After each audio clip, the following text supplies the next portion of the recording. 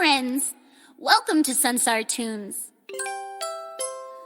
बाळांनो, आधीच्या व्हिडिओमध्ये बघितले सोलर सिस्टीम मध्ये काय काय असते ते आणि सन बद्दल आपण थोडंफार बघितलं. आता बघूयात आणखी काय काय असतं सोलर सिस्टीम मध्ये. चला तर मग सुरू करूया. पहिला असतो सूर्य. सूर्य हा सर्वात मोठा, तेजस्वी आणि सगळ्यांच्या मध्यभागी असलेला आणि सर्वांना ऊर्जा देणारा असतो. त्यानंतर त्याच्या भोवती 8 प्लॅनेट्स असतात. आता म्हणाल ते कोणकोणते?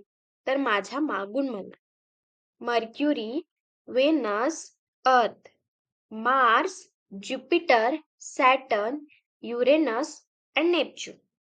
मर्क्युरी, वेनस, अर्थ, मार्स, ज्युपिटर, सॅटर्न, युरेनस आणि नेपच्यून. त्यानंतर येतं सॅटेलाइट. सॅटेलाइट म्हणजे उपग्रह. प्लॅनेट्सच्या अवतीभवती जे त्याचे मित्र फिरत असतात त्यांना आपण सॅटेलाइट असे म्हटले जाते. त्यानंतर ॲस्ट्रॉइड्स येतात ज्यांना आपण लघुग्रह असे म्हणतो. हे स्मॉल स्टोन सारखे आकाशामध्ये गोल गोल फिरत असतात. त्यानंतर येतं कॉमेट्स, म्हणजेच आपण त्याला धूमकेतू असं म्हणतो. याची एक खासियत आहे, म्हणजे काय तर ते आईस आणि डस्टनी एक बॉल सारखे बनलेले असते आणि त्याला शेपूट सुद्धा असते. त्यानंतर येतात मेटॉर्स, म्हणजेच उल्का.